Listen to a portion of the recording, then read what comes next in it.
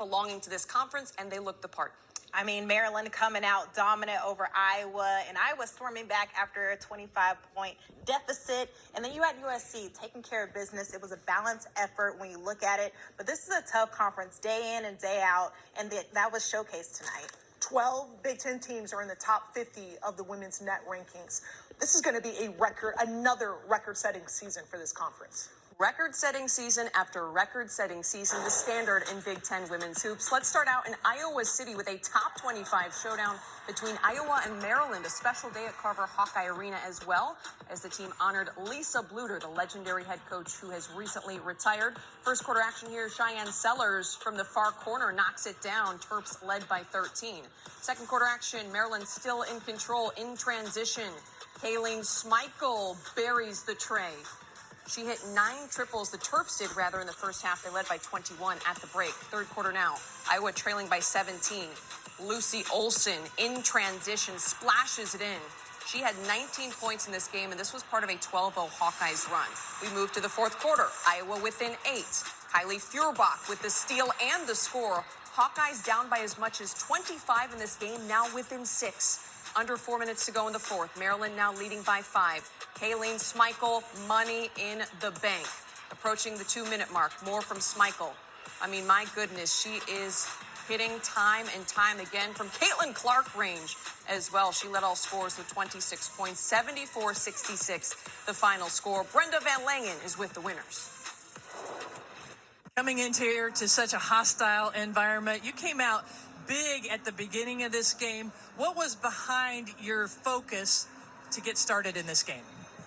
I feel like we come into every game with the same mentality. We're going to come in, we want to throw the first punch, and I feel like we came here and we did that. We might have started the third quarter a little slow, but we didn't let that affect us. We know teams are going to go on runs, but it's like, how do we respond to runs? You came through with some clutch shots because Iowa was really knocking on the door at what point in this game. What is your mentality and thought process when you know I need to rise up and hit this shot? Well, I knew my team needed me. We kept passing the ball around, so I was like, I'm gonna have to shoot it. I trusted my shot. My coaches trusted me. My teammates also trusted me. They told me after I hit the first one, shoot it again if you're open. So I feel like when they instill so much trust in me, it just makes me easier to score and play good. You know this conference well. You know this arena well. You knew it would be loud. After you had such a great start, what did it take to hold on in this game? You know, a lot of grit and determination. We knew Iowa, we talked about it at halftime, was going to come back. They're too good. They play too hard. But it hit some big shots there late, both teams battling it out. And just really proud to come in here. It's a really hard place to play. I thought defensively we were really good. We were really locked in. We went 8 minutes where they went scoreless and did some great things on the offensive end. And, now it's putting 40 minutes together. But, proud of our grit, going on the road, and all these games feel like the NCAA tournament. Everyone can play in our league. They're so talented. So just proud of our kids to get a road win.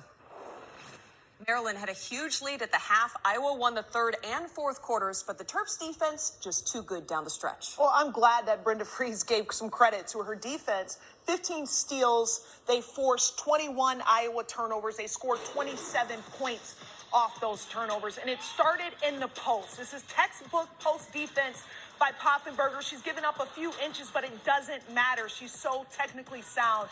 Hannah Stolke, 5 turnovers, 4 made field goals. She hasn't been held to 4 points in a conference game since her freshman year. And you see how they were able to turn post turnovers into points on the other end. You saw how the Terps were able to congest the paint. But look at Bria McDaniel doing the work, trying to front her player, and it goes to the other side. But that's just help. They were on a string.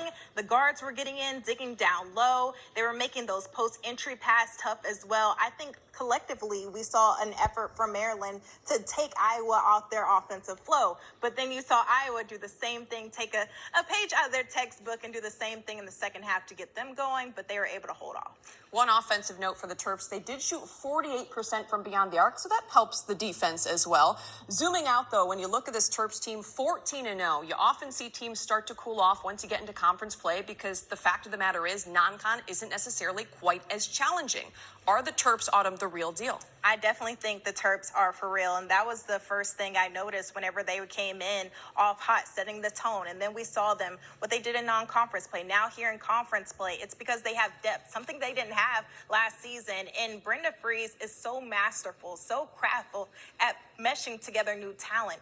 They've seamlessly been put together, and they've been up for the challenge, and they haven't skipped a beat since. When you think about where this Maryland team was last year, they were fighting for their NCAA tournament lives last year at this time. It took a great run in the conference tournament for them to actually get into the big dance.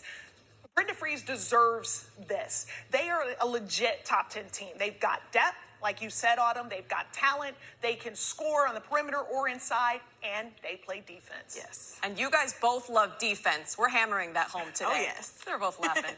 Well, how about USC? By the way, Maryland faces this